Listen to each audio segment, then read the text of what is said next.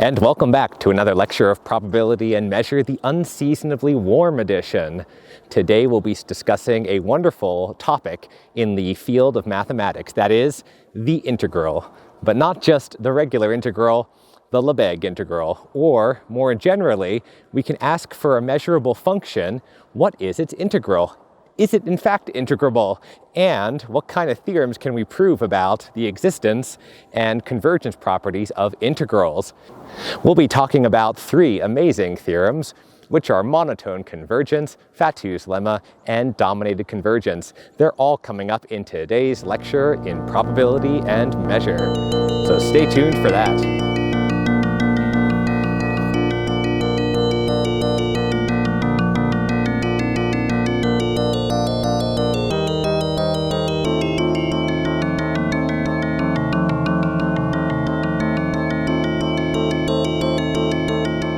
Welcome back to another lecture of Statistics 571 Probability and Measure.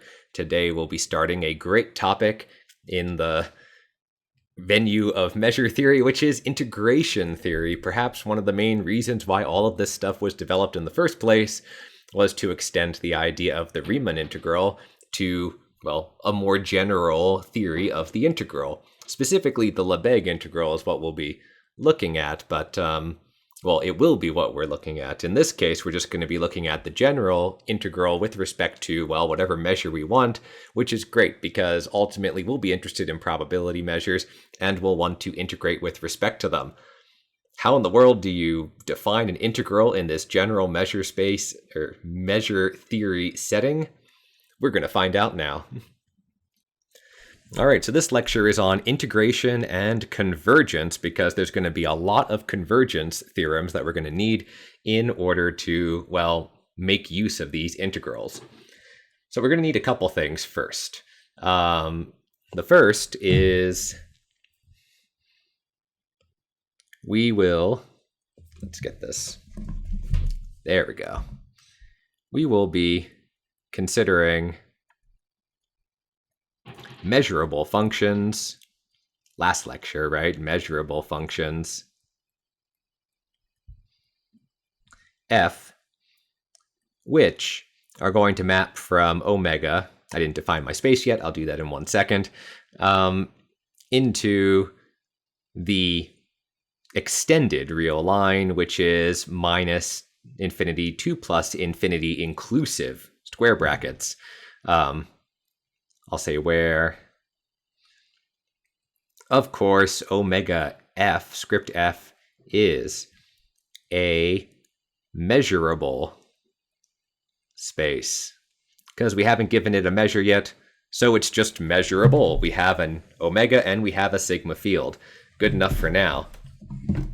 There we go.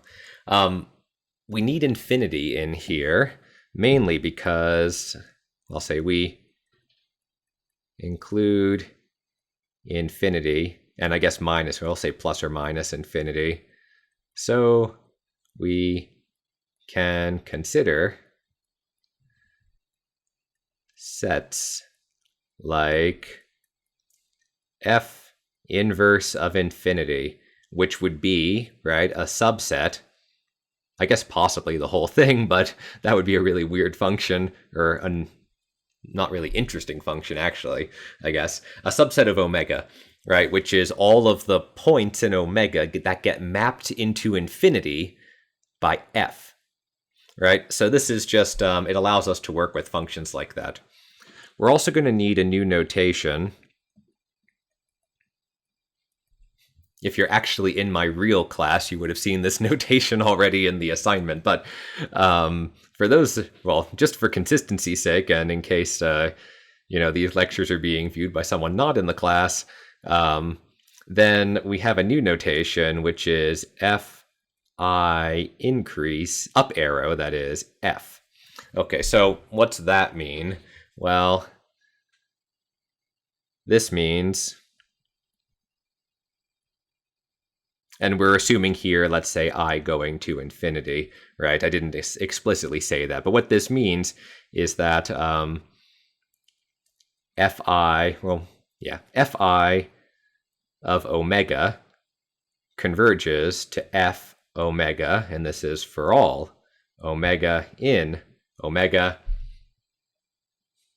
Eventually, we're going to say, I think, almost everywhere, so we can get rid of the for all omega. But for now, let's just say for all omega in omega, we have this convergence in the limit, and it's increasing in the sense that fi omega has to be less than or equal to fi omega, or sorry, fi plus 1 omega.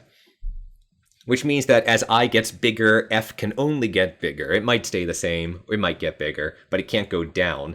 And this idea of converging from like the bottom up is going to be very important when we, well, for basically this entire lecture and for most of the integration stuff, because we're going to be approximating functions from the ground up. We're going to start with something below our function, and we're going to kind of build up, and converge to it. In that line, we have a theorem to prove.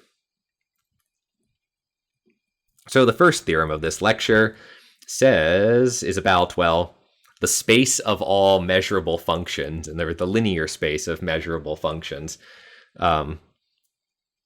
Let omega f be a measurable space.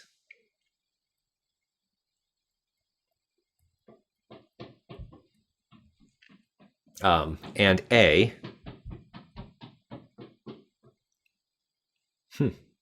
a pi system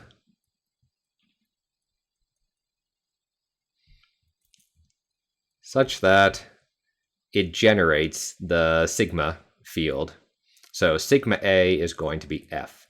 Right, I'm just going to write F so I don't have to keep writing sigma A, but we have a pi system A. It generates F.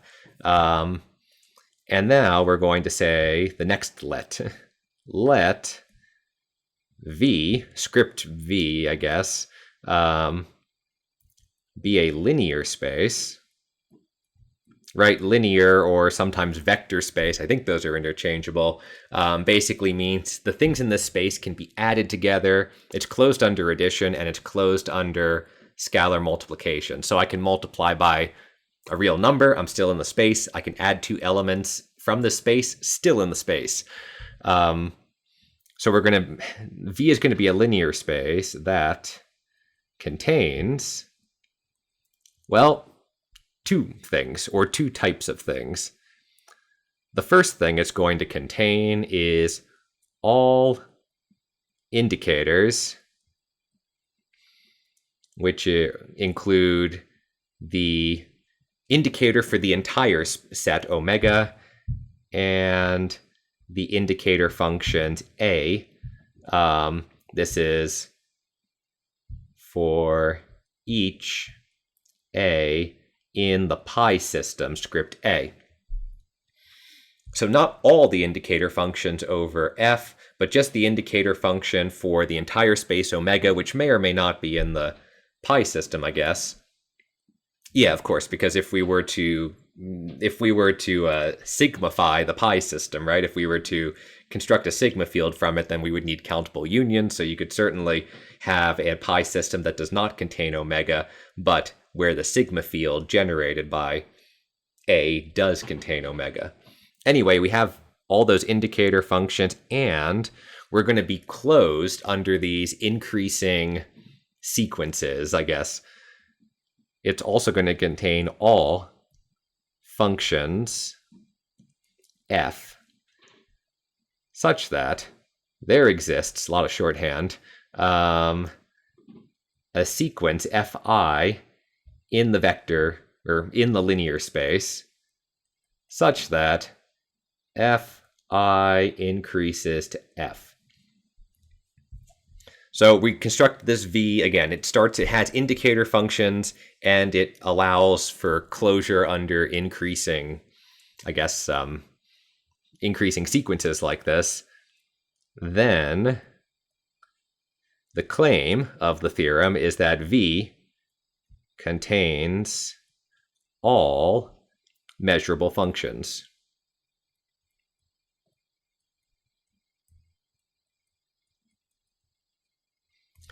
Remember, this is measurable with respect to this measurable space, right? We talked about what measurability means in the last the lecture, the fact that I can map back, I can inverse map, right, points from the, let's say, sets from the real line back into the measurable space, and the set that I get out is a measurable set. So that's what we'll need in order to make sense of this. Yeah, we're going to do this for increasing sequences. I have a footnote, which is in Billingsley's textbook, Probability and Measure, in Theorem 13.5 in the edition that I have, this anniversary edition. He also considers decreasing sequences, which would be fi down arrow, decreasing to f, which is kind of the same definition, but with the inequality swapped in the above here notation.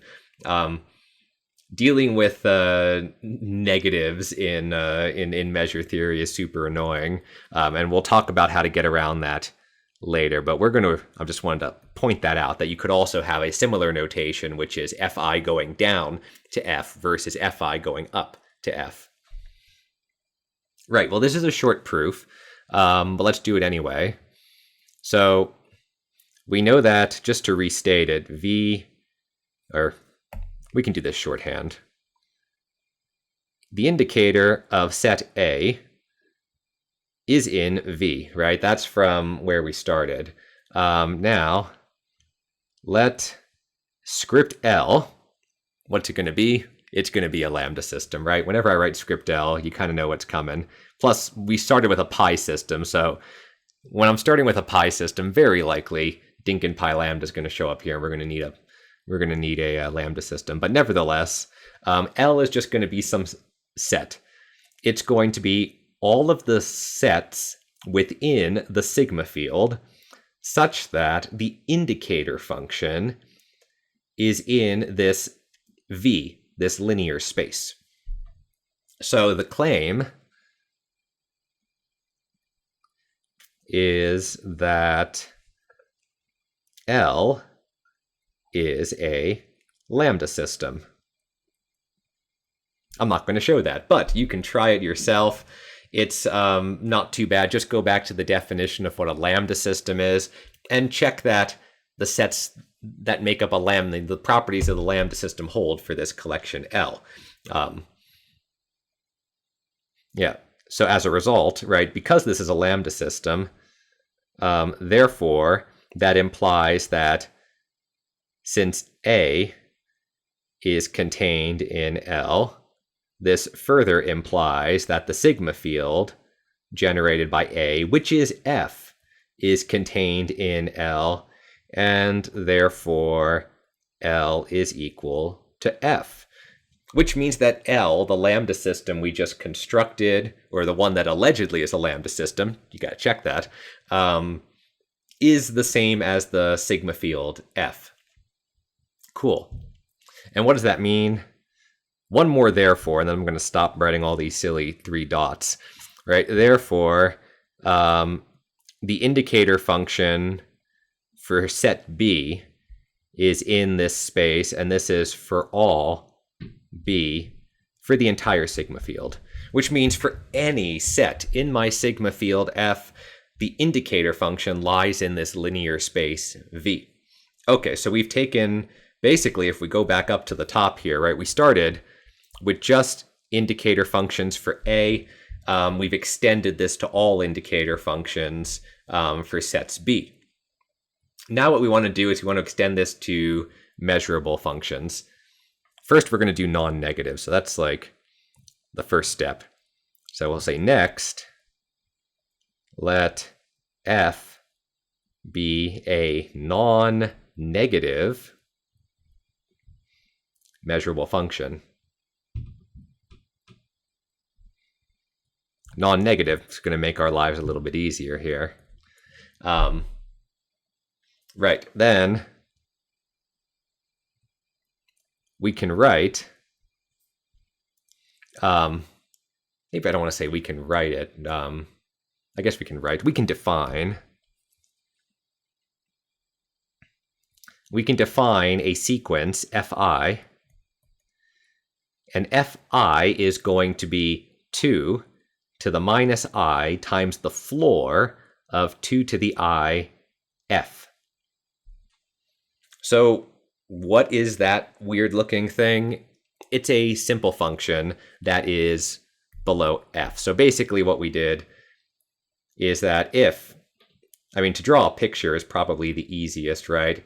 If I have some function here in green, which is going to look like a bell curve, because why not? Let's say this green line here is my function f. Then what we basically just did is we broke it up into, we're lower bounding it, I guess, by some simple function. And so on, right? Whatever happens with these red lines doesn't really matter. The point is that this could be, let's say the red lines here are going to be fi. So that's all we're doing. And if you stare at that long enough, you'll realize that, we have something else, which is, first of all, the fi are going to be simple functions,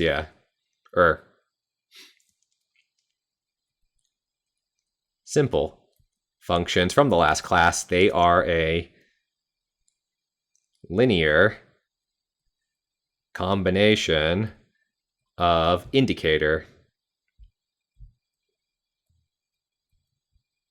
functions.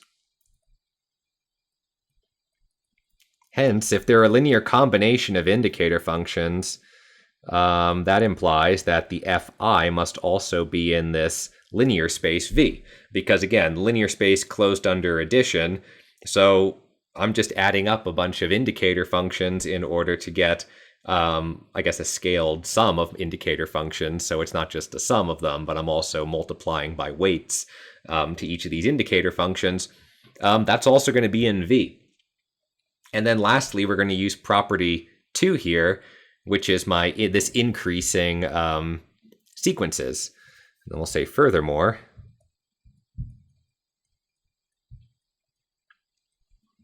the fi increase to f.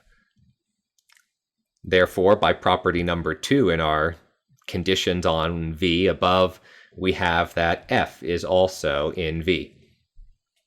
So that means that for any non-negative measurable function is also going to be in our linear space. Lastly,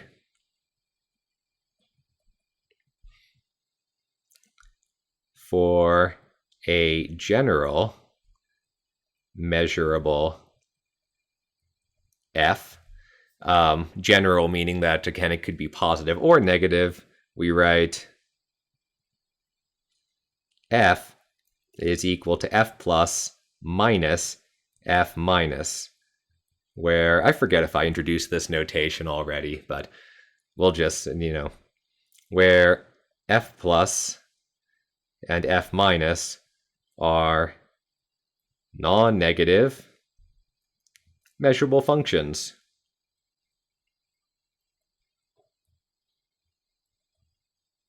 Great.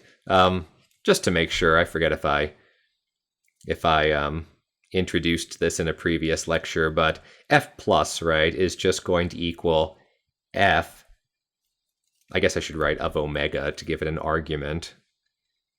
F plus of omega is just equal to f of omega if f omega is greater than or equal to 0. 0 doesn't really matter because it's where it connects, but and it's going to be 0 else. And similarly for f minus, right, it's going to be equal to f. I guess it's going to be equal. I should write it out just to make sure it's clear. Right, because it's a little bit subtle. It's f minus is a non-negative function. So it's actually going to equal minus f omega if f omega is less than or equal to 0 and 0 else. Right, so we're basically taking all the positive parts and all the negative parts. The 0 parts, can be in either since they overlap. And then we're just adding them, we're subtracting one from the other, which we're going to have to get into in a second. But anyway, the point is that by doing all of this, and the fact that V is a linear space, therefore f is in V. And thus V contains any measurable function. So this allows us to look at the measurable functions now as this type of linear space, which is useful because we're going to be using a lot of these tools when we get into the definition of the integral, and that's the next thing we're going to do. So the big definition is going to be the integral of a measurable function. Right? We know what an integral for, I guess, like in the Riemann sense is, but we don't know what an integral is yet for a measurable function. So we're going to start with non-negative because it's so much easier to write it down that way. We'll say for a non-negative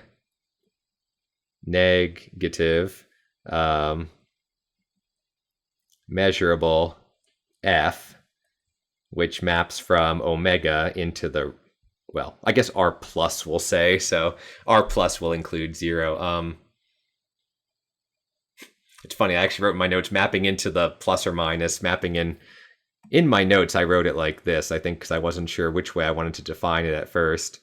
But for now, what we'll do is we'll ignore the plus or minus infinity, and maybe we'll rewrite this as 0 to infinity inclusive.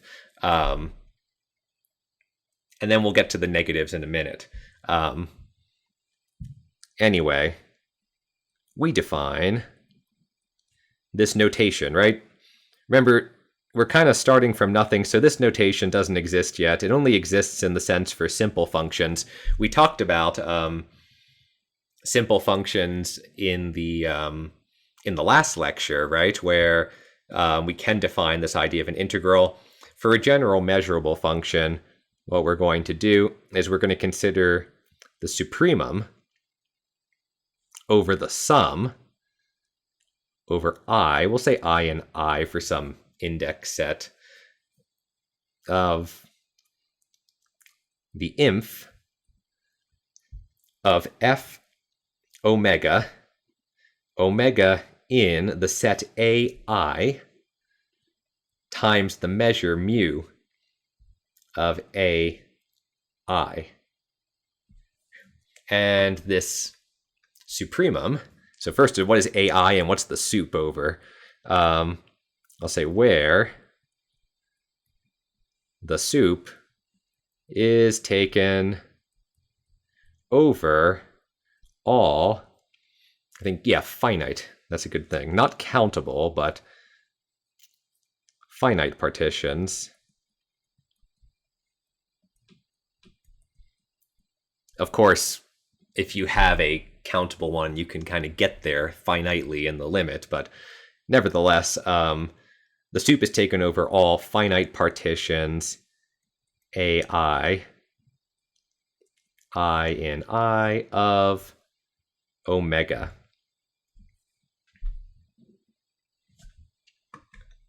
I don't think I said, oh, I did say it, I just didn't write it. We'll just put it in here that we also need omega f mu is a measure space.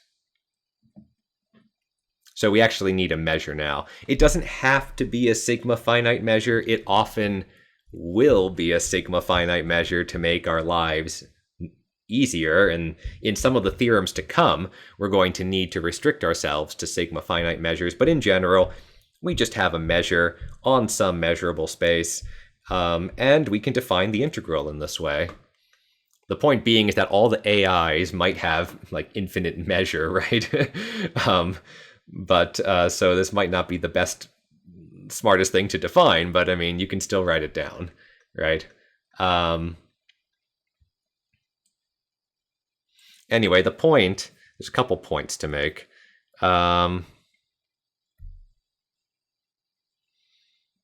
This thing,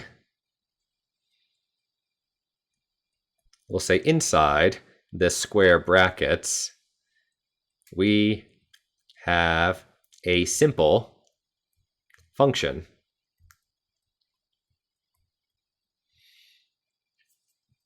And basically we're using the, you can think of this as this is the, well, I guess we shouldn't have a simple function. We have the integral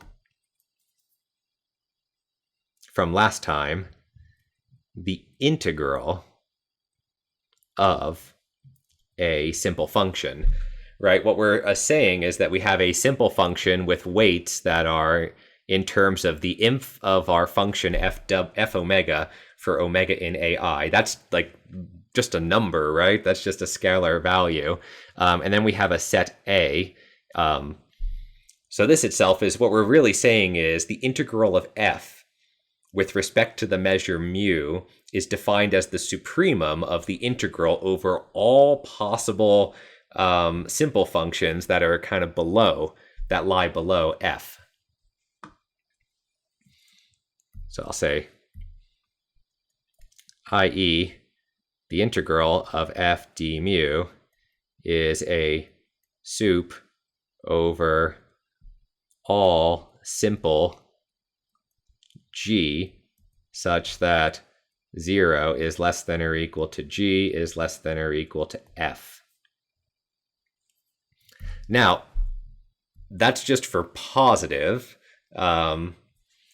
or non-negative functions, I should say, to be precise. For general functions f, we again write that f is going to equal f plus minus f minus. And the integral of f d mu is going to equal the integral of f plus d mu minus the integral of f minus d mu.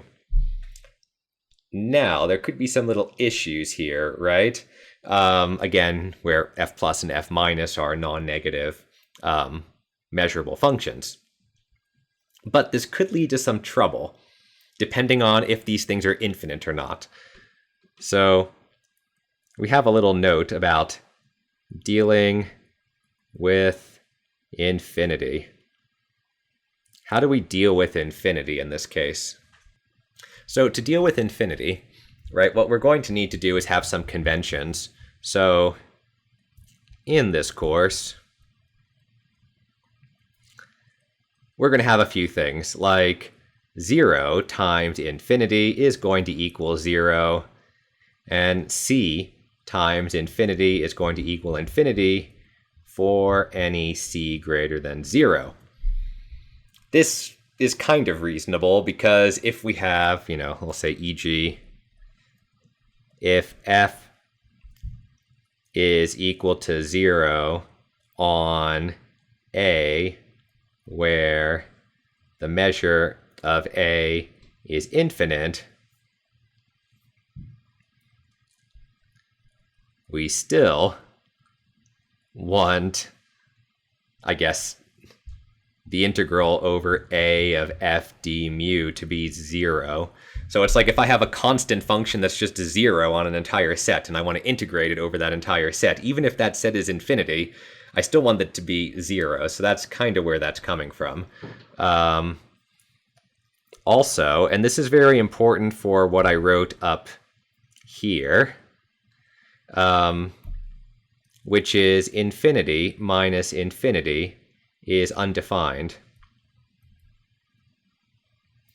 So if, for example, the integral of f plus is infinite and the integral of f minus is infinite, then this above thing that I'm pointing to with the big green arrow is going to be infinity minus infinity. We can't define that. That basically means the function is not integrable. So if both the integral of f plus d mu and the integral of f minus d mu are finite, then we say that f is integrable. Integrable. Terminology. Sometimes, we'll say sometimes written as f is in L1 omega f mu, which are integrable functions on the measure space omega f mu. I'm not going to use that notation just yet, but remember that, kind of like keep it in the back of your mind, because when we finally get to LP spaces, we're going to use that notation a lot. For now, integrable just means that its positive and negative parts have finite integrals, which means I can define this integral with the green arrow up above, and it makes sense. So, strictly speaking here, if let's say f plus is infinite, but f minus is finite, the integral would be infinity. We wouldn't call that an integrable function, even though the integral in some sense still exists. It's just infinite. So there's little subtleties in there. Anyway, yeah, we got another theorem to prove. What else is new, right? All right, so this next theorem is going to be about the convergence of the integral as fn increases to f. This is going to look a lot like something called the Monotone Convergence Theorem, which we're going to do a little bit later in this lecture. This is kind of like the precursor to the Monotone Convergence. We'll call it Monotone Convergence for simple functions. And then we'll prove the grander monotone convergence theorem later, which is a really important theorem, so definitely stick around for that. Anyway, what the theorem says here is, well, how do we start it? Let omega f mu be a measure space. Count how many times I say that in this course. Right, and let f be non-negative, be measurable. Otherwise, what's the point, right? And fn be greater than, or also non-negative. And this is for all n in the natural numbers.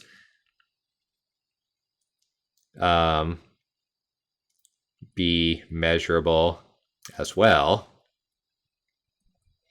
such that the fn increase to f, much like we did earlier, right? We're taking a collection of, did I say it's a simple function? I didn't. Be measurable, well, that's no good. Let's erase that. Be measurable simple functions. That's important, because otherwise we're just doing monotone convergence, but we want this as like the stepping stone to get there. Simple function, be measurable simple functions such that the fn increase to f. Then, what's the conclusion of the theorem? The integral of fn d mu, the sequence of integrals fn d mu increases to the integral. That's a terrible integral. Let's try that again. Increases to the integral of f d mu. So what it's telling us is that if we have this type of increasing pointwise convergence of the fn, then the integrals will converge. And the fn in this case are simple functions. All right, so how do we prove that? Right, this is kind of like giving us some type of a consistency thing, if you think about it. It's like if we go back up, like, why are we even proving this in the first case, right? It's always a good thing to ask yourself, like, well, why are we proving this? Well, it means if we go way back up to where we were at the beginning with this idea that if I have a linear space that contains all these measurable functions, then I can in some sense consider integrating them, in the sense that if I can kind of lower bound my lower approximate, I guess, my measurable function by an increasing sequence of simple functions, then the integrals in some sense make sense. That is, if I have this convergence of functions here, the integrals also converge to what we would want them to, right? If we have a sequence of functions fi converging to f, we really want the integral of fi of the fi's to converge to the integral of f. May not happen, actually. There are some examples where that will fail. So in general, right, this convergence may not happen. We're going to be finding situations when it does happen, and that's good, right? Because ultimately we're going to want to know what the integral is for our for the end result of our sequence, and if it gets to what we want it to get to. Anyway, maybe I should put that in here just as a quick little note. We'll just move this down every so often. Man, that is lagging like crazy. Look at that. Come on, GPU, you can do it. There we go. Excellent. Good old Surface laptop, man. Anyway, note, if fi converges to f, then we may or may not have the integral of fi d mu converging to the integral of f d mu. All right, that may or may not occur. There are some counter examples we can talk about. I don't think I have any like off the top of my head ready to go at the second, but the point is that the integral may not converge like you want it to. We're going to be talking about situations where it does do what we want it to do. The first is monotone convergence for simple functions, which is why I'm trying to prove this, or I'm about to prove this theorem. Right, so how do we do this? Well, let G be any simple, measurable, everything's always measurable, so I always feel funny and like have to always remind it, but let's just write it out anyway. Measurable function such that 0 less than or equal to G less than or equal to F. So G is just any, pick a simple function that's less than F and fix that. Now, since Fn increases to F by the assumptions here, and F is integrable, that is, we actually have a finite value for this integral, then we know that this sequence is going to converge. That is, the integral of Fn d mu is going to keep increasing. Remember, the integral for, if f is greater than g, then the integral of f has to be greater than or equal to the integral of g, right? For, again, non-negative, I mean, I guess in general for, well, you have to worry about little weird cases, but for non-negative functions, this should definitely be fine. So the point is that we have these increasing simple functions. Their integrals are going to increase to some value c. Don't know what c is, but it's going to be some number in 0 to infinity. Could it be infinite? No, we don't want infinity. I have closed bracket infinity here, but eventually we're going to want to... maybe we can get away with infinity. I don't know. Infinity's probably like a dumb side case, like it usually is. Usually when you have like zeros and infinities, you have to kind of say, if it's infinity, everything's infinity, etc., etc. But let's stop. Let's just say C is finite right now. Anyway, the goal is to show that the integral of this simple function g d mu has to be less than or equal to c, which basically means that eventually one of these fn's has a bigger integral than g does, no matter what g is. Remember, g is just some simple function. Fn is a specific sequence of increasing simple functions. So the point is that g is not necessarily one of the f's, it's just another simple function that could be unrelated to f, but eventually fn is going to be bigger than c with respect to its integral. Okay, so how in the world do we show that? So, first,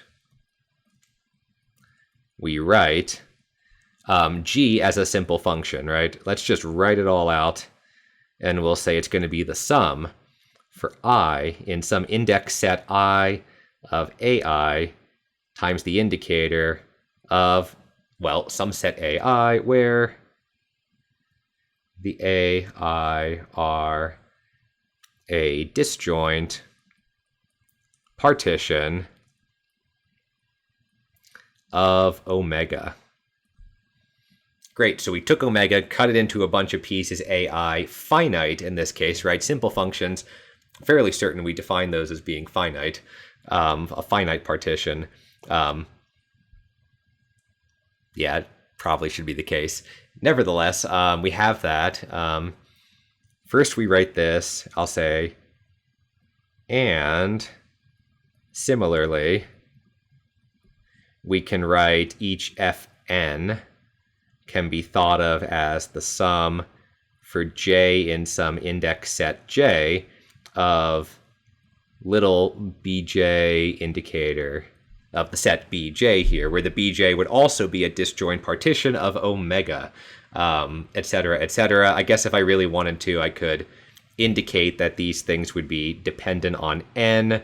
I don't really want to drag around like another subscript or superscript, so I'm just going to ignore that for right now.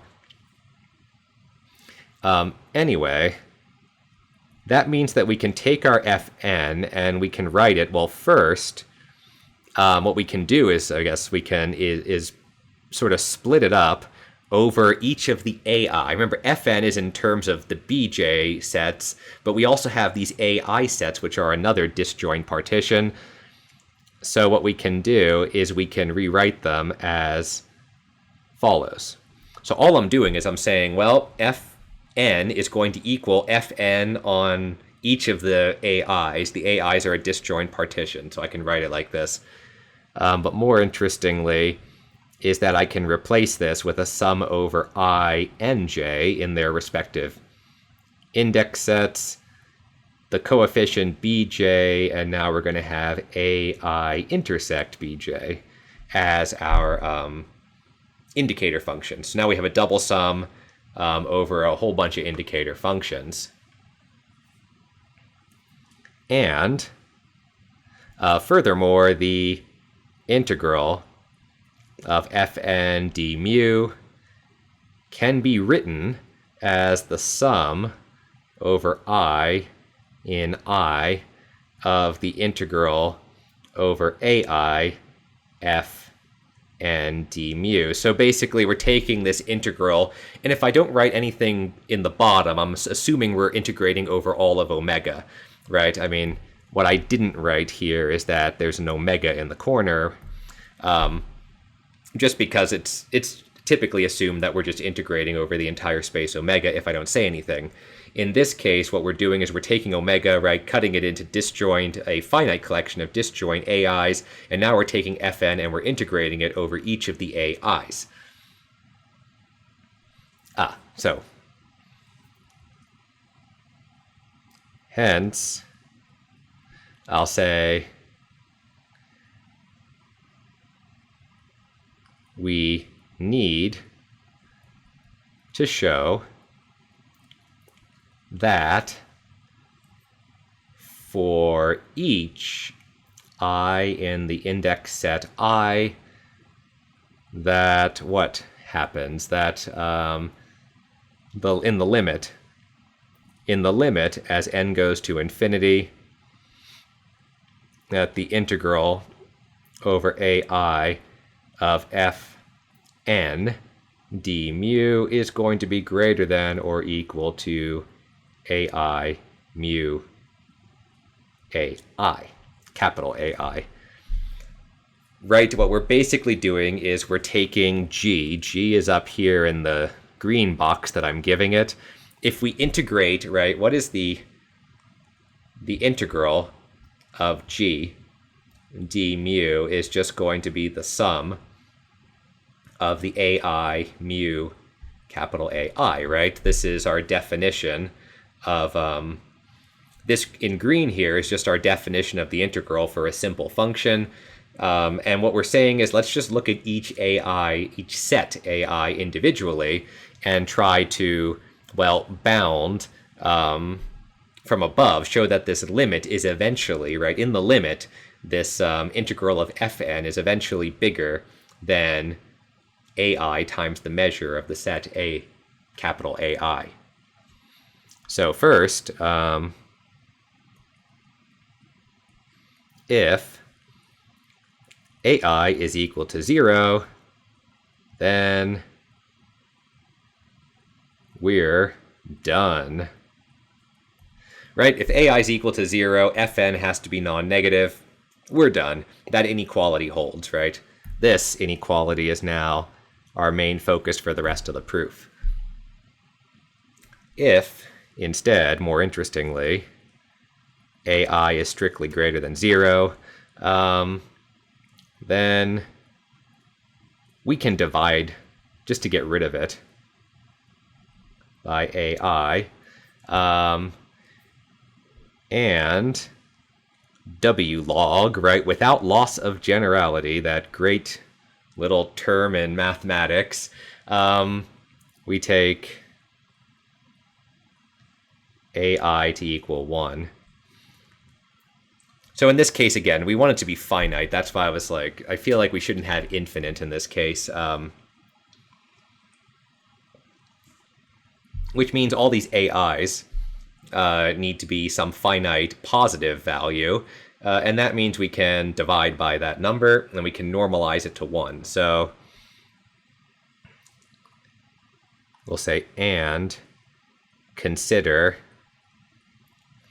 g as just the indicator function for some set A.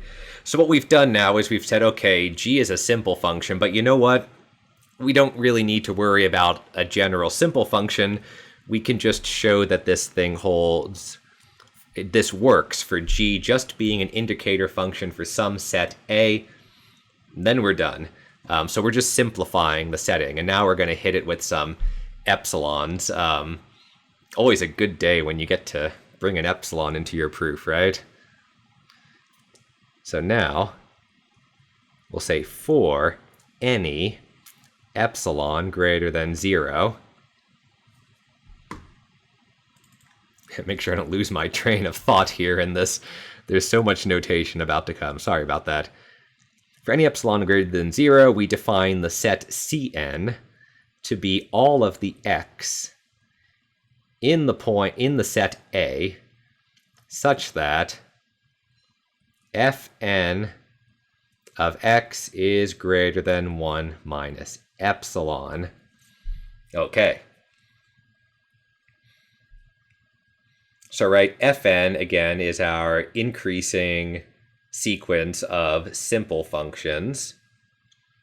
And we're defining Cn to be all of the points in that set A such that f is also almost greater than 1, right? Greater than 1 minus a little tiny bit.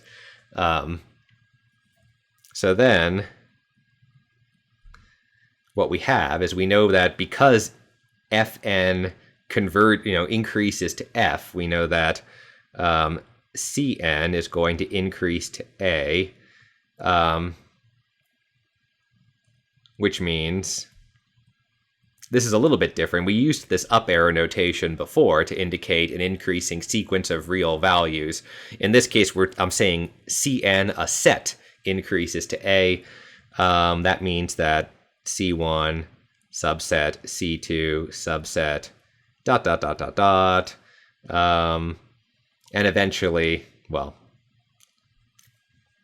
and also I guess I should be slightly more precise that eventually it becomes A in the sense that I guess the union I from 1 to infinity of the C, I used n, I should use n from 1 to infinity of the Cn is going to equal A. Because all of the C's have to be contained within A by the way I define them as being all the X's in A such that some condition holds. Anyway, let's take the measure of that set. So, by countable additivity of mu, right? Mu's a measure, it's countably additive. That means that mu of C n plus 1 is going to equal the measure of C1 plus the sum, I guess, we went n plus 1, right?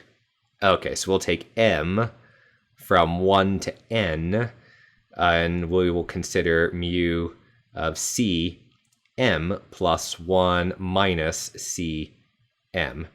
Right, these are nested sets that in some sense are getting bigger and bigger and bigger. So what we do is if we subtract the current one from the previous one, we now will have a collection of disjoint sets. If we have disjoint sets, we can apply countable additivity.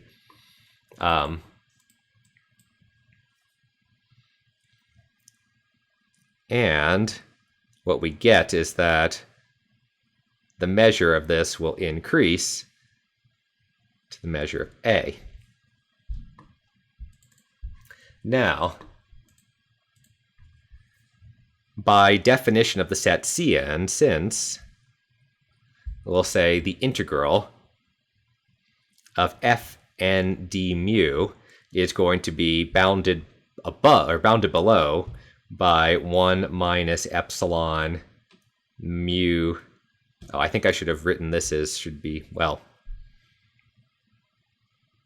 do I want it over A or do I want the general integral? I guess it doesn't really matter because if I increase the space I'm integrating over, it's just going to get bigger. But the point of this is to use the this definition here, right? What we're saying is here Cn is going to be the smallest that Fn can possibly be on Cn is 1 minus epsilon. Therefore, the integral over this whole space, in fact, I think if I just integrate over A or even over the entirety of the space, even if that's omega, it doesn't really matter. It'll still be lower bounded by that thing. Thanks to the non-negativity, of course, otherwise we'd run into some troubles. So since this is true, we have that little c, do you remember what little c was, right? Little c, way up at the beginning, is what we're converging to. Little c is up here. It's what the fn's converge to, right? We kind of brought that notation in and then just ignored it for like the last, 5-10 minutes or so. So just to remind you, little c is what the integrals of the fn's converge to. Because of this, right, this thing is also going to be lower bound. Basically, I'm taking the limit of both sides. If I take the limit on the left here, I get c. If I take the limit, that's right, so technically I should keep this as omega. The limit on the left is c, the limit on the right is 1 minus epsilon measure of A, set A, which is 1 minus epsilon. And what's the measure of set A? Well, that's the integral of our indicator function g. Because remember, we simplified g to just be an indicator function for the set A.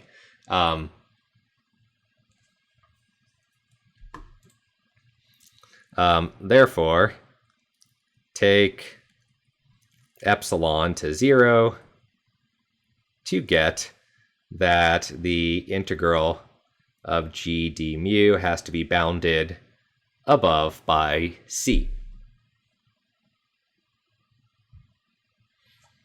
And then furthermore, right,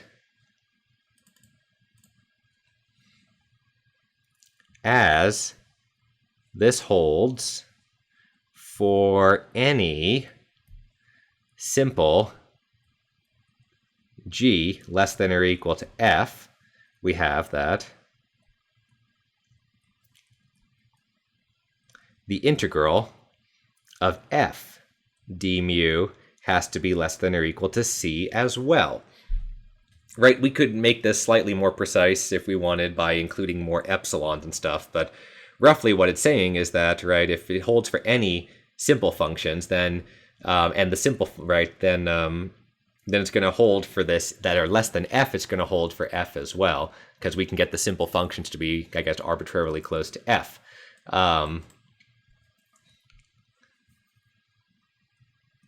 But also, the integral of f and d mu is less than or equal to the integral of f d mu by, by the fact that it increases to the integral of the fn's increases to the integral of f. So what does this all mean? Therefore, the integral of f d mu has to equal c, right? Because this thing is increasing to c. And we're done. Right, what did we just show? That's QED.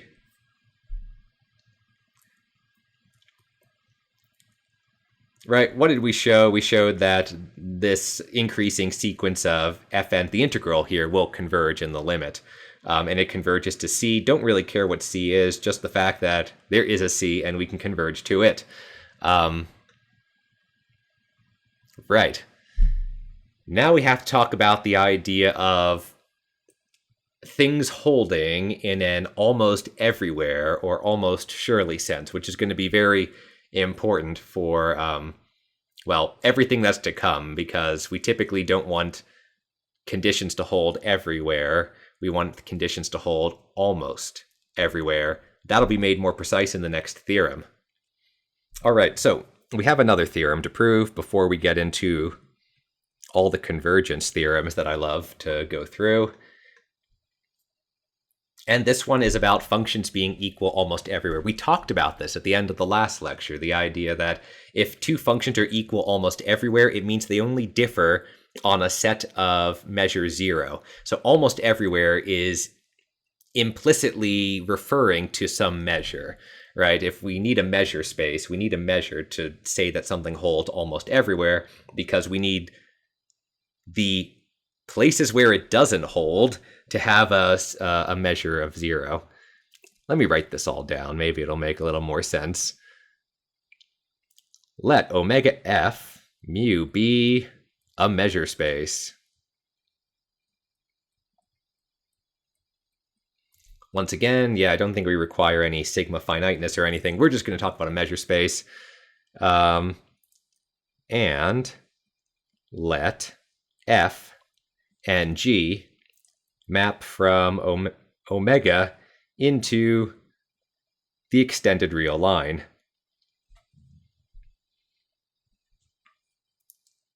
We'll say be measurable functions,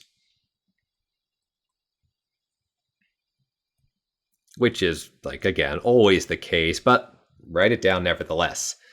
Stop putting periods here because we have to keep going. And f is equal to g a e, or mu a e, almost everywhere. Again, that means that if you take all the places where they differ, that set is going to have a measure of 0. Then, what's the conclusion? F is integrable. This is if and only if. Sometime, you can use the double F, right? If double F usually means if and only if. G is integrable. Integrable.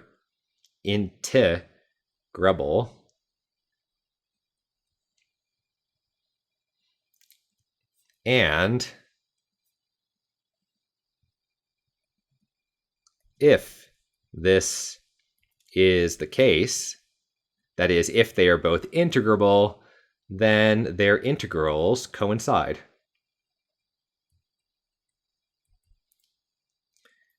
And again, this is important conclusion, because what it's telling us is that we only need the functions to be equal almost everywhere for their integrals to coincide, again, assuming they're integrable.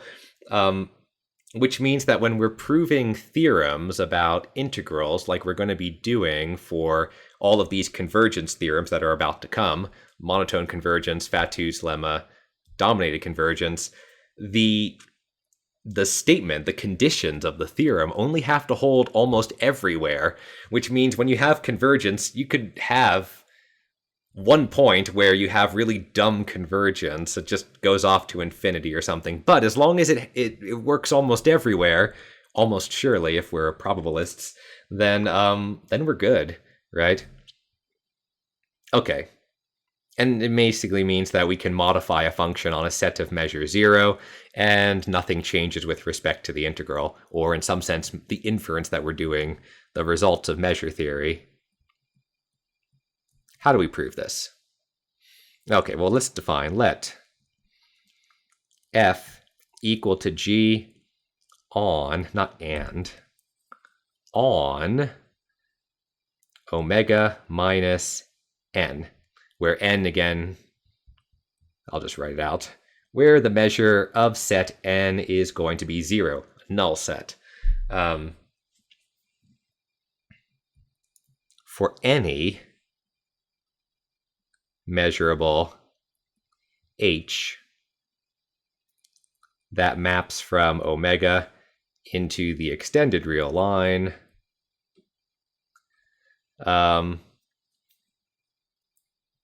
we can consider, I guess, the integral over omega h d mu and the integral of omega minus n h d mu. So we want these two things to be the same. We want them to coincide. I should say, I guess, f is integrable so that we don't get any stupid, like, infinity minus infinity junk that we don't want. So how are we going to show this? Well, first, the claim is that this is true if h is an indicator.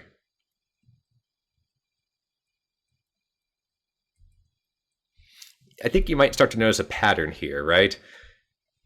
Indicator function, simple function, measurable function. That's basically it, right? We're doing the same thing every time. And then non-negative measurable function, and then measurable function that could be plus or negative or positive, right? This is always the same sequence we build things up in. Indicator goes to simple, simple goes to non-negative measurable, non-negative measurable goes to general measurable function, QED. But let's write it all out. So this is true for h indicator function because, simply put, right, we already wrote it above, the measure of a set A is going to equal the measure of a set A minus a null set, right? That's kind of what happens with a null set, right? And then this, we'll say, therefore, also true for h being being a simple function. Because a simple function is just a finite combination of indicator functions. So yeah, that follows directly, right, from this same claim here. All I would have is a collection of sets AI and then subtract n from each of the AIs. The measures don't change because it's a null set.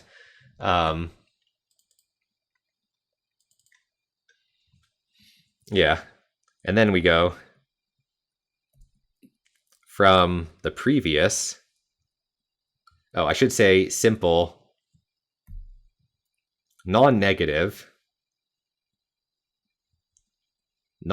simple function. From the previous theorem,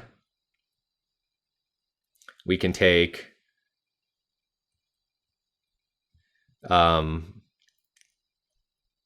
non-negative simple functions to non-negative measurable functions. So there you go. We're already applying that previous convergence theorem. which basically says, okay, well, if this works for non-negative simple functions, let them increase, and now we're at non-negative to a non-negative measurable function, and we're done there. And then lastly,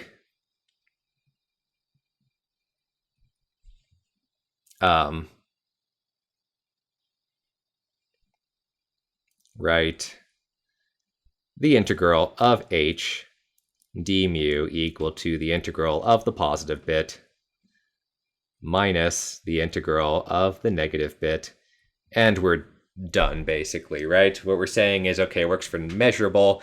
Now, if we have some general measurable function, I can write it as the difference here of two non-negative measurable functions, and that's it, right? We're done with this. So how does this complete the proof? Well, we'll say, therefore, what this means is that if I have f, and this is over omega to be precise, d mu, then this thing is going to equal the integral of f modified, that is off, like where I ignore a set of measure 0, right? I can subtract. The important stuff is happening in the subscript here, which is kind of hard to see, but this is the important thing. The integral over omega is the same as the integral over omega minus a null set. Well, if I'm on omega minus a null set, then f and g are the same thing, so I can just replace this with a g. And then I can modify it once again on a null set. And we're done, right? This guy is equal to this guy. Cool. So again, what we're basically saying is we can modify stuff on a set of measure 0, doesn't change the integral. QED box. Good stuff. All right.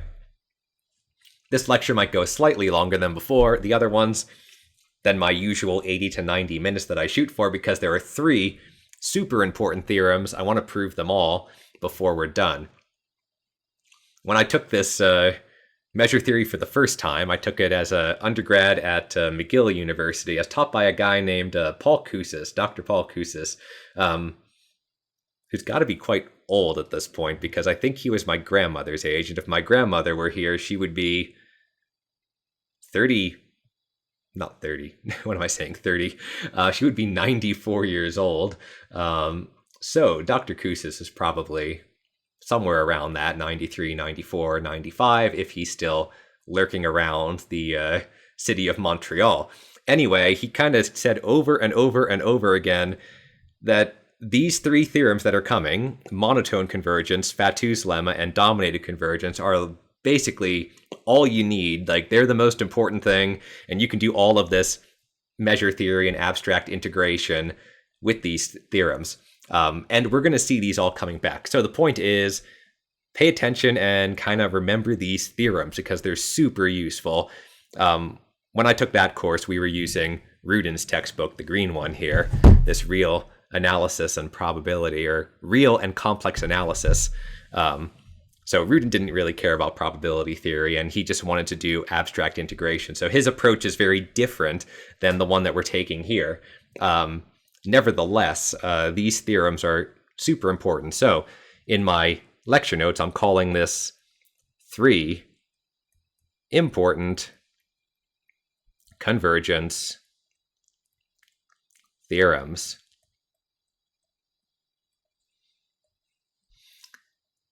And again, this kind of gets right back to what I started with, which was the idea of, well, if I have a sequence of functions f, measurable functions that converge to some function f, do the integrals converge? And the answer is not necessarily, but there are some good conditions where they will actually happen that way. And as a side note, for x, a sequence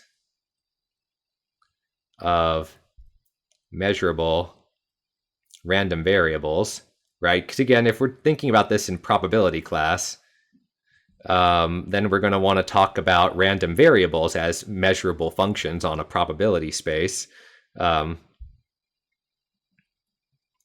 Then what we're asking is, and let's say then if xi omega converges to some x omega, does the expected value of xi, not omega, the expected value converge to the expected value of x, right? The answer is not necessarily, and we're going to, again, as I keep saying, we're going to consider situations where this is the case.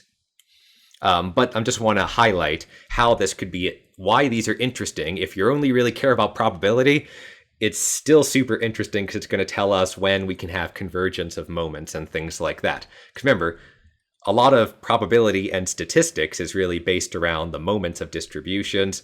Moments are integrals, and they're integrals of measurable random variables, which are just measurable functions. So all of this stuff, super important. So get ready for it. Anyway, the first theorem of our three important theorems is monotone convergence. I hinted at this one from before. It's the more general version of the theorem that we already proved.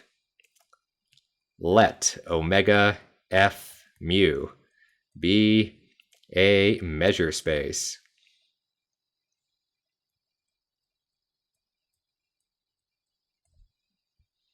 And the collection of functions fi, I from, we'll say 1 to infinity, be measurable functions from omega into the reals. I guess we could say extended real line. Is it going to matter? Yeah, I should probably say extended real line.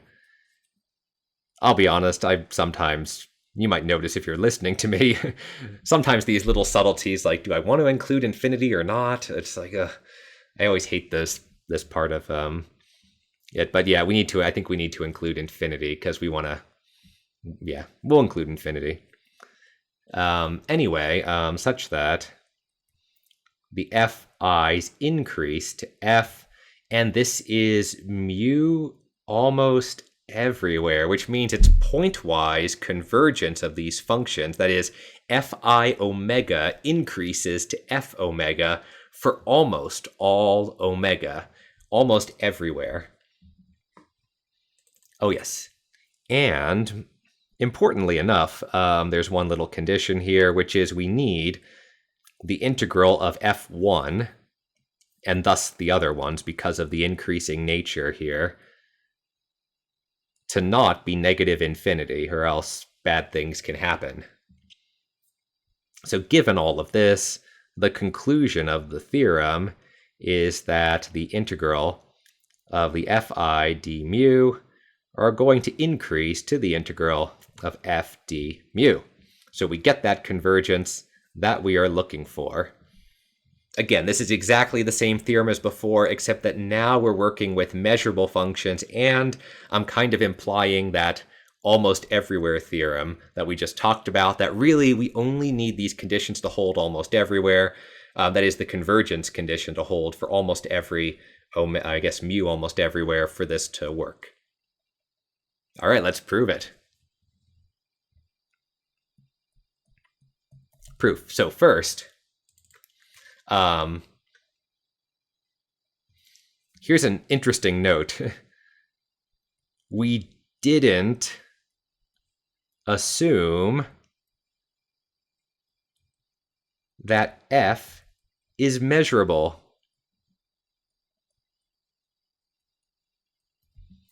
Right, it's a subtlety of the theorem, but if you actually look at the theorem, we just said that the fi converged to some function f almost everywhere. Didn't say that it's a measurable function.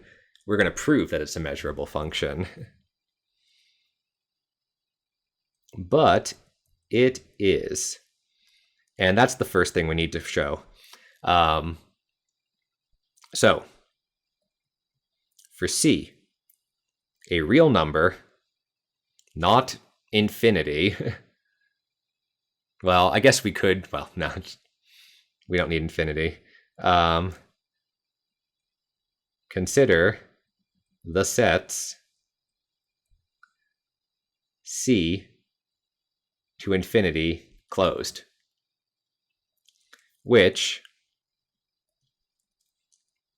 generate the Borel sigma field, which again we call script B. I can say script B off the real line, but I'm not going to do that. I'm just going to say script B.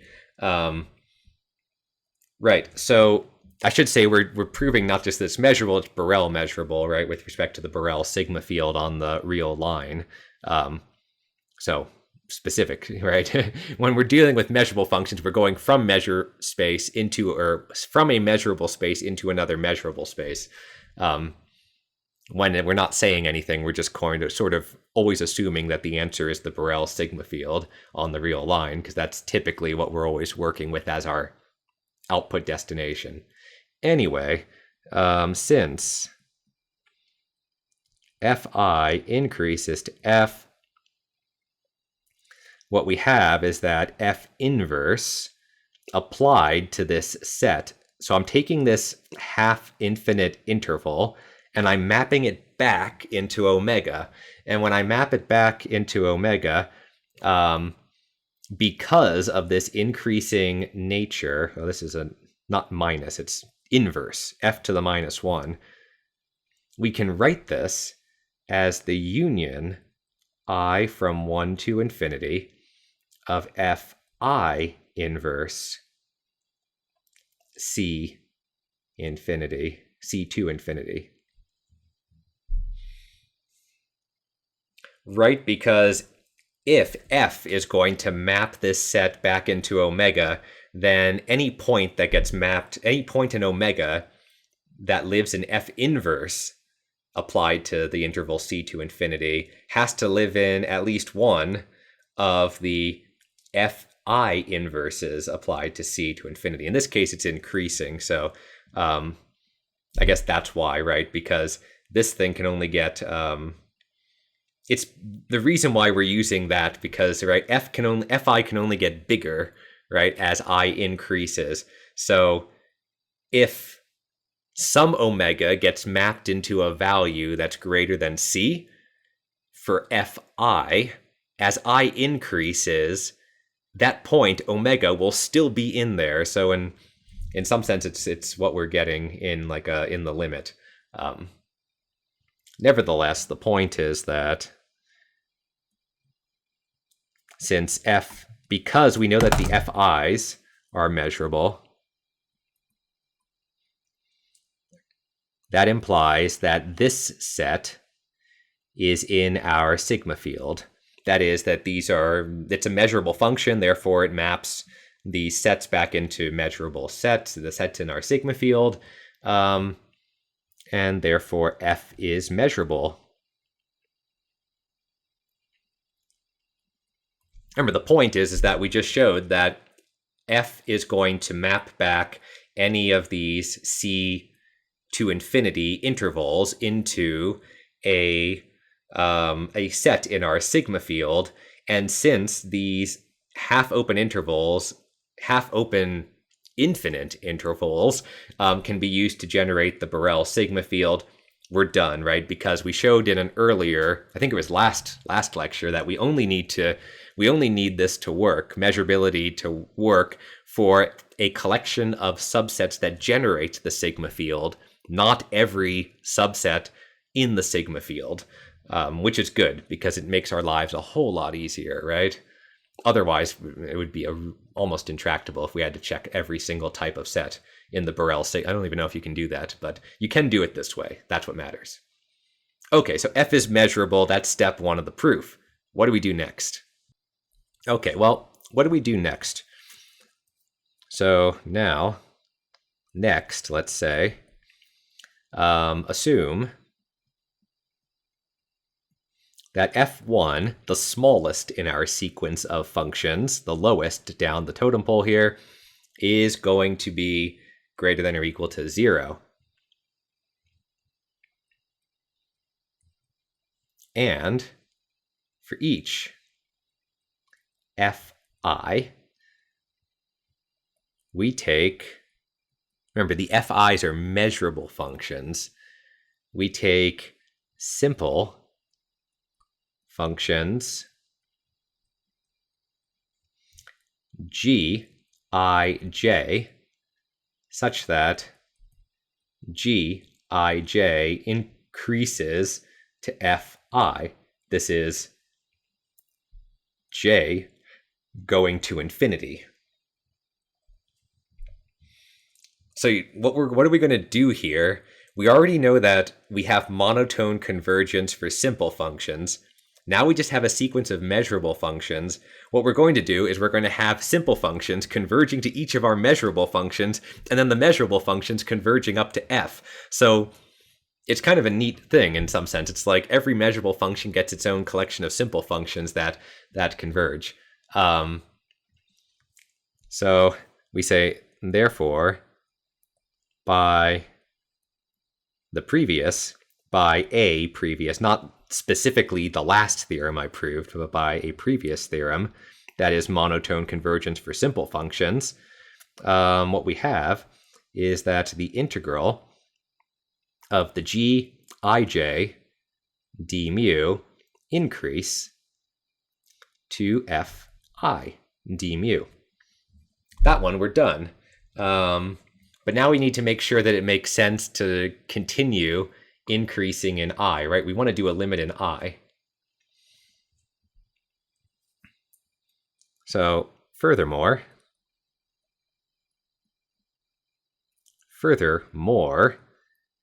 we define g star of I to be the max of g1 I up to gi I. Right. What is going on here? Well, if we consider the fact that we have, let's say, let's draw this out because I think it might make a little more sense. If we have, let's say, f1, f2, f3, and then we have, for each of these, we're going to have g11, g12, so on, g21, g22, so on, g31, g32, and so on, right? So we have this kind of array in some sense of simple functions.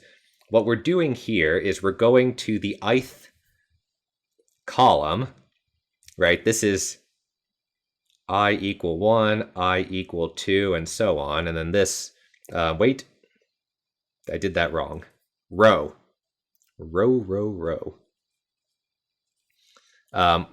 are going to the ith column, that is, but I'm getting it backwards, right? Here we're going to have, this is I is 1, I is 2, I is 3, etc. And this is j is 1, j is 2, and eventually we're going to get to j equal to I. And then what we're going to do is we're going to have, of course, some I equal to I guess. And we're going to then take the max down one of these columns, but only for 1 to I. So in some sense, we're kind of going down this array and we're taking the max over an increasing finite collection, hence max and not sup, right? We're taking the max over a finite collection of simple functions. Well, hey, that's pretty good because that means that the g star also is a simple function, right? A maximum over a finite collection of simple functions is also a simple function. So that's good. And what else do we know? Well, these gi stars are going to increase to f. So now we can apply the theorem that we did before. So once again, what does this mean? This means that I constructed a sequence of simple functions, g, I star, that increase to f. What that means is that their integral is also going to increase to the integral of f by the previous theorem for monotone convergence for simple functions. But g I star has to be less than or equal to fi by construction, right? Because the gij's are increasing to the fi's. Gi star is a max over a certain number of these things. And the fi's are also increasing. So hopefully that makes sense. If you don't believe it, stare at it for a second and look at that array and hope that should make sense. What this means is, therefore, the integral of gi star d mu is less than or equal to the integral of fi d mu, and this is furthermore less than or equal to the integral of f d mu. And then we kind of squeeze it out, right? Because the gi stars are increasing to f, and the fi's have to be greater than the gi stars, well, this implies what we want for non-negative functions. We're not done yet. Don't get to write that wonderful QED box just yet.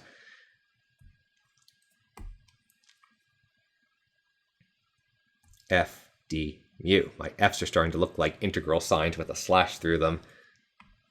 It's a long lecture, but we will get through it.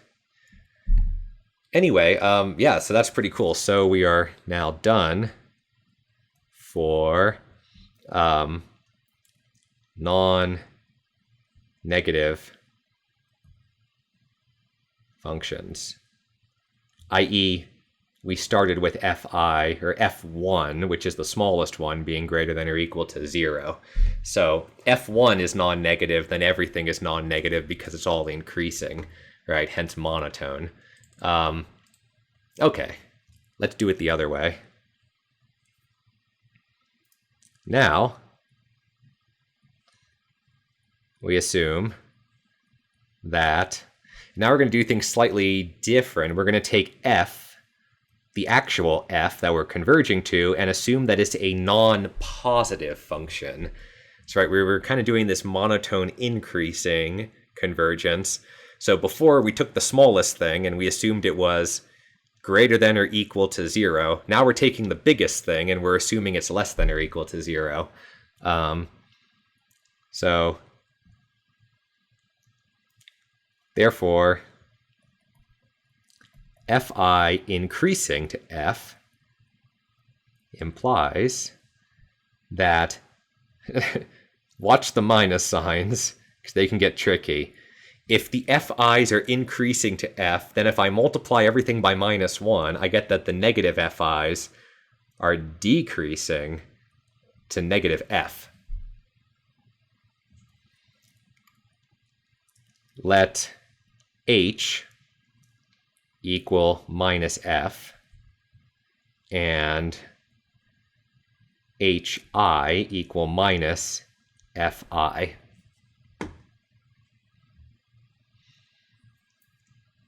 Now, that means that 0 is less than or equal to the integral of h d mu, which is less than or equal to the integral of hi d mu. We have positive functions, but they're going backwards. They're going down. They're non-negative, I guess, functions, but they're going down.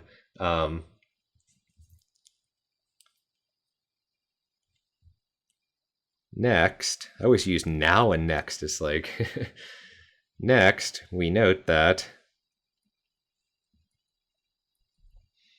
if we have 0 here, less than or equal to 0 is less than h1 minus hi. So now what we do, we take h1, we subtract hi from it, and now we have a sequence that's no longer decreasing, it's increasing. It is increasing to h1 minus h.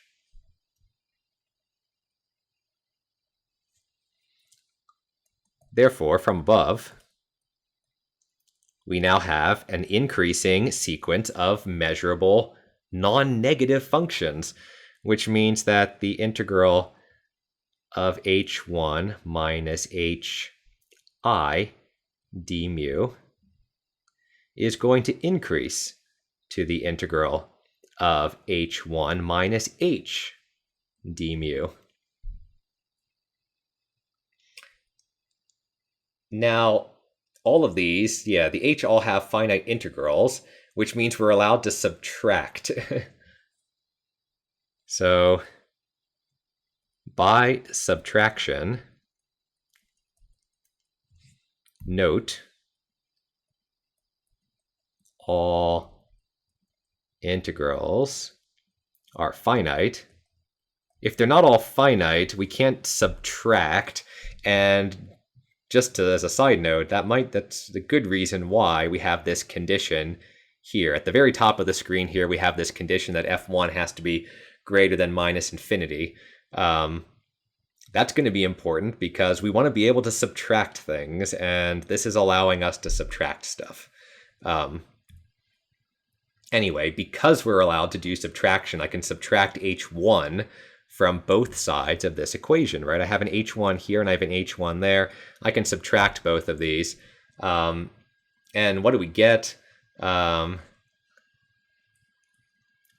Therefore, we get that, or I don't need another therefore. By subtraction, we get that the integral of hi d mu is decreasing to the integral of h d mu. And by reusing the definition of h being minus fi and multiplying everything by minus 1, what we end up with is that fi d mu is increasing to f d mu. Cool. So what's that mean? Well, that means that we have monotone convergence for non-positive, and we have monotone convergence for non-negative. Now we're just going to do the usual general function. For a general, f equal to f plus minus f minus, well, we're going to do the same thing to both bits. We have two things. We have fi plus will increase to fi. Or f plus, sorry. F plus. And fi minus will decrease to f minus, not minus 1. Minus meaning the negative part, not minus 1, the inverse. Subtle notational issues. And by assumption, we have that this lower integral has to be finite.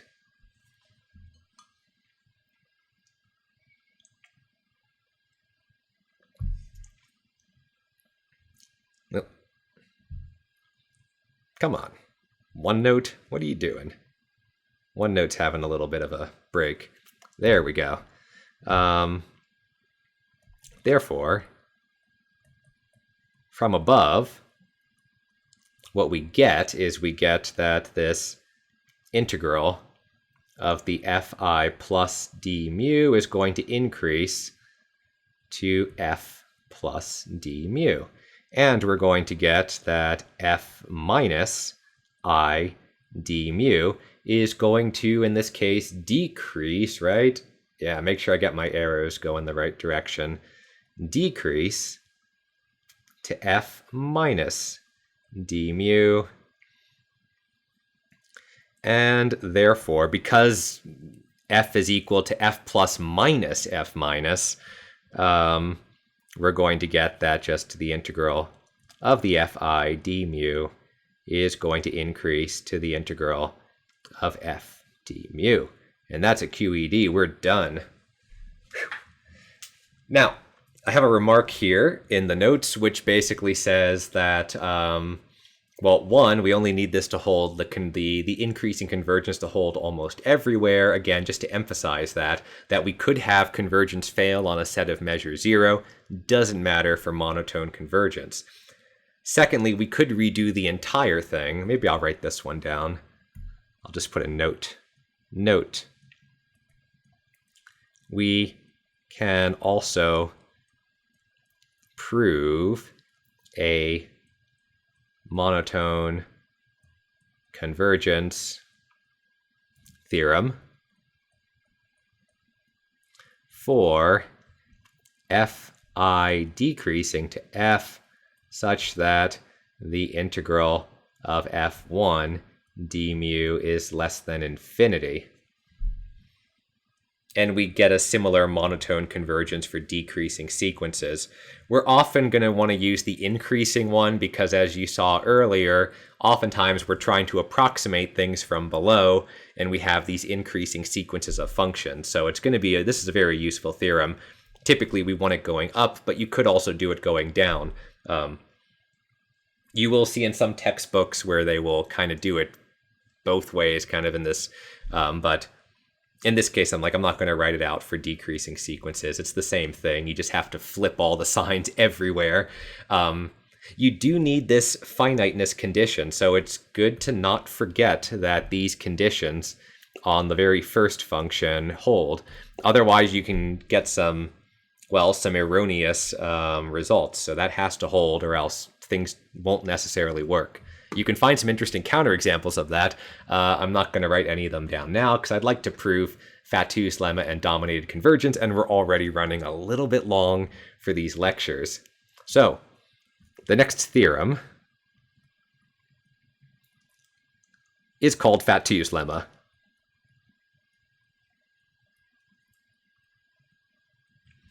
I like to call it a theorem regardless, even though it might annoy the people who are very pedantic. Well, it's a lemma, not a theorem, but it seems important enough to call it a theorem because, again, it's one of the three important results here about convergence of integrals.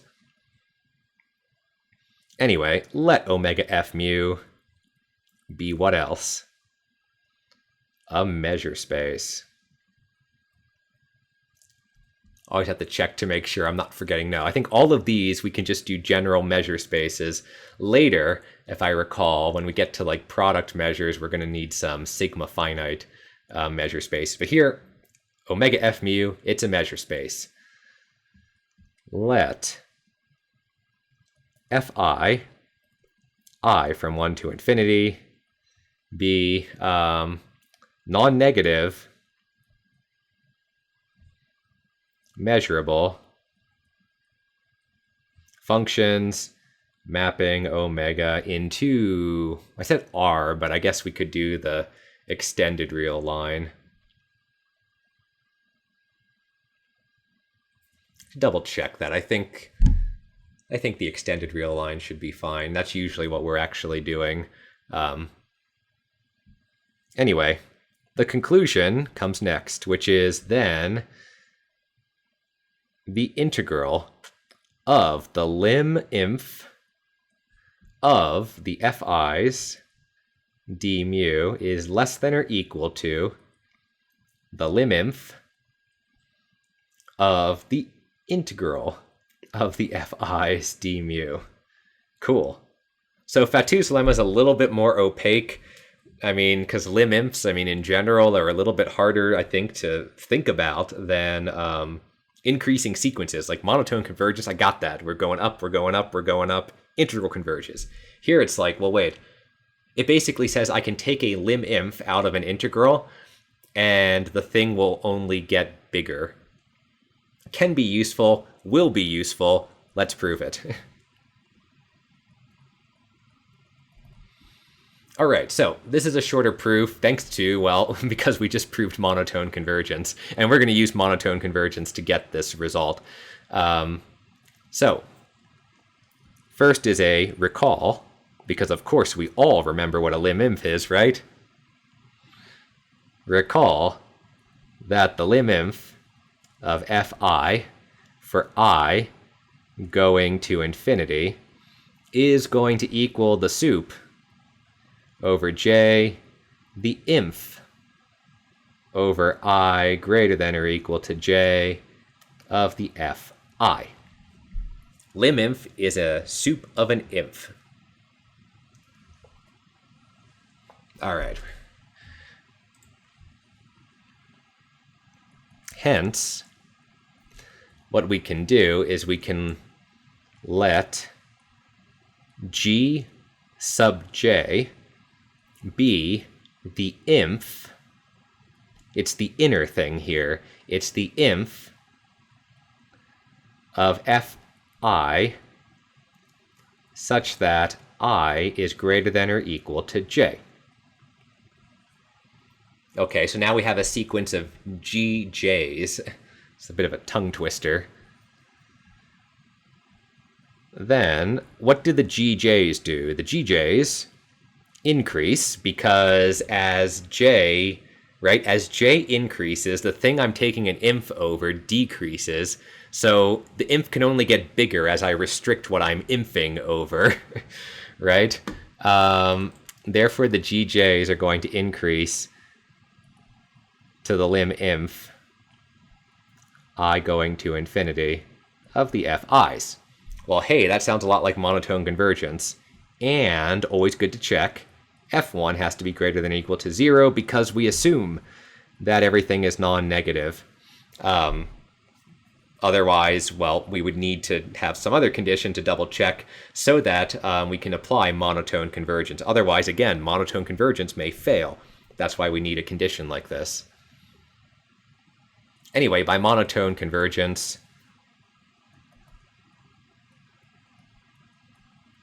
monotone convergence says that the integral of the GJs d mu is going to increase to the integral of the lim inf of the fi's. Monotone convergence, good stuff. And then we say, well, by construction,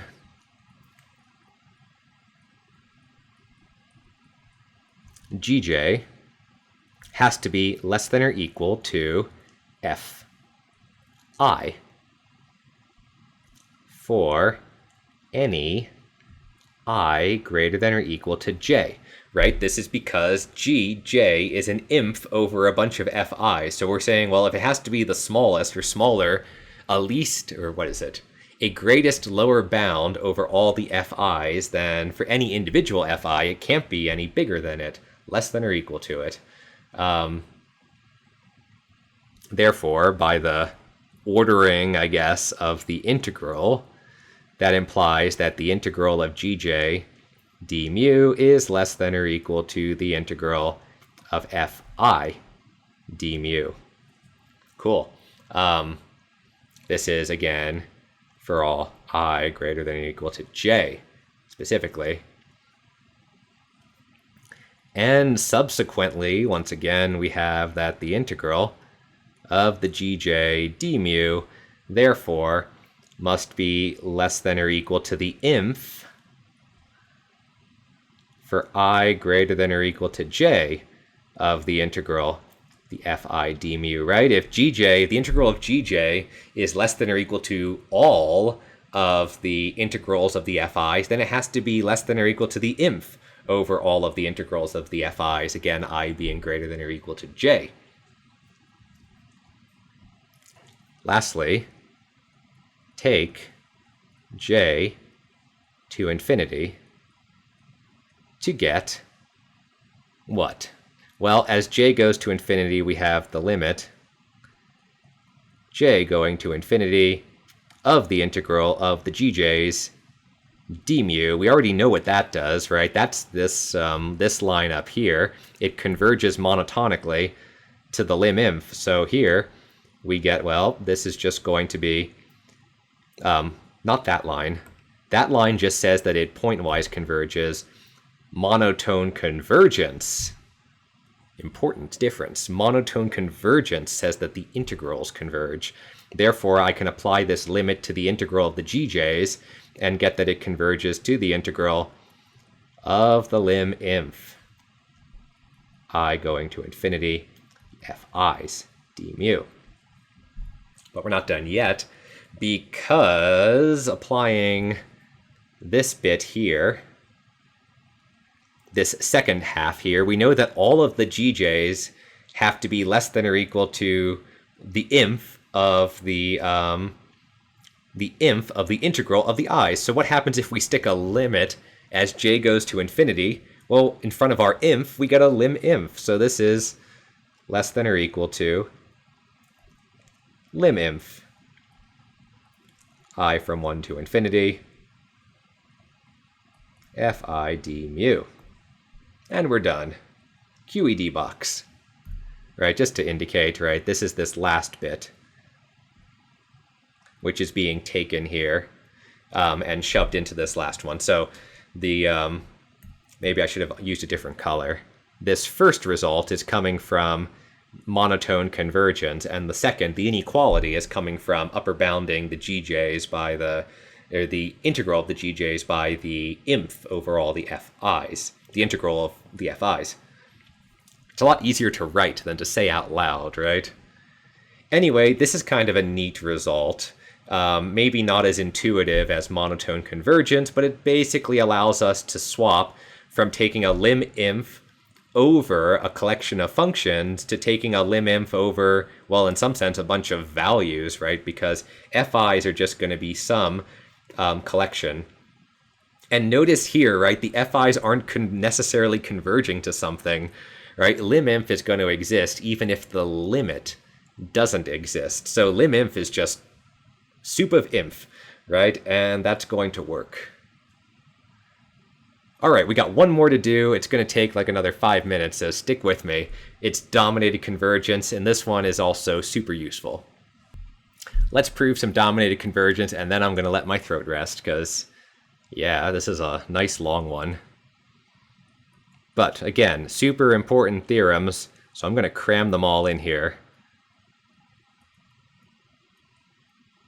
Best part about online teaching, nobody's going to kick me out of the room, so I can talk as long as I want. Of course, everybody might stop listening, but I'm still happy, because it's a one-way source of information. I don't know if you're listening or not, but yeah. Dominated convergence. Let omega f mu be a measure space. As always. Let the fi, a sequence I from 1 to infinity, and g be measurable functions.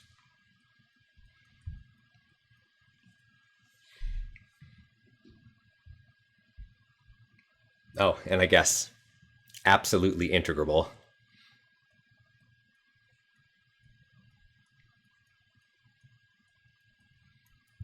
Absolutely integrable. What does that mean? That means that, right, the integral of the absolute value is finite. Which means that, one, is it's integrable in the sense that the positive and negative parts must have finite integral, but also we can't have one of them going off to infinity. So these integrals are defined, and their values will be finite. Now, if the absolute value of the fi are bounded above by g is going to act here kind of like an envelope. It's going to encompass plus g and minus g. In some sense, g would have to be, I guess, non-negative for this to make sense. Yeah, it would have to be non-negative for this to make sense, but doesn't mean that's implied. Anyway, for this to make sense, you're kind of like above, you have a plus g above and a minus g below, and you're encapsulating all of your FIs. They're stuck in between the g's in this envelope of g, hence the dominatedness of the convergence. G is the dominating function. Anyway, if the FIs in absolute value are bounded above by g, and, right, yeah, this is, I should say, for all I, of course, and fi pointwise converges to f for each omega in omega, then this thing we're converging to, then f is absolutely integrable,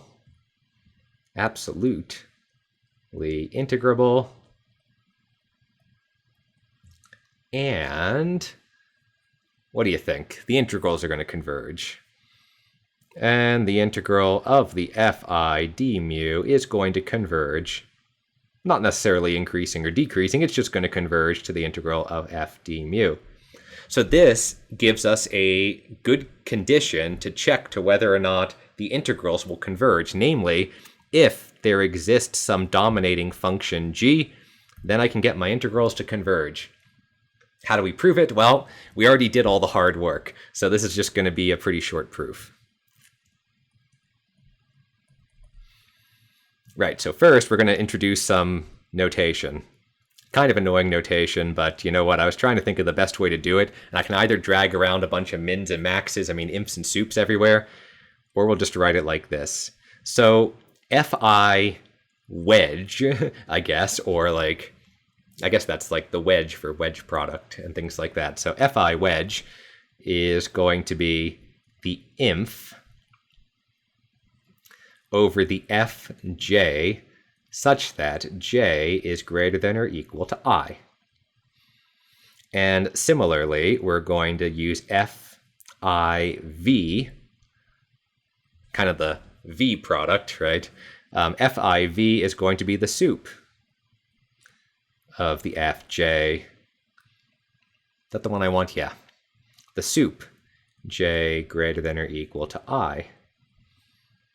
Okay, then what does this mean?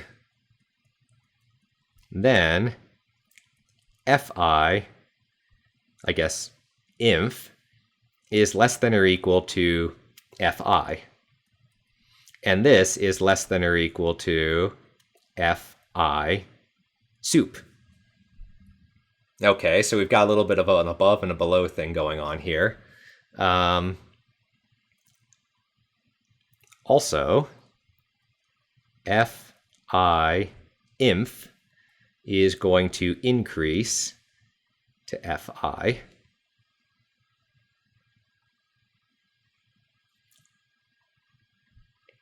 Wait, that doesn't make sense. I think I want fj. I think I just want f. I was going to say, you can't have... I is supposed to be going to infinity, so that's a dumb thing to write. I had to change that in my notes. Let's think about that. Yes, of course, right? It's the... I guess in this case, we're assuming that the limit exists. We're assuming it exists point-wise in the sense that fi, almost everywhere convergence. Therefore, this fi inf is going to keep getting bigger and bigger as I goes to infinity. And yeah, that makes sense. Okay, good. Good. So we have that. And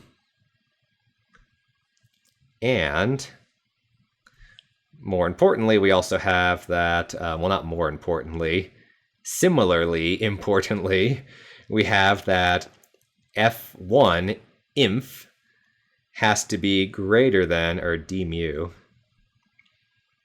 has to be greater than or equal to minus integral g d mu by assumption, which has to be greater than minus infinity.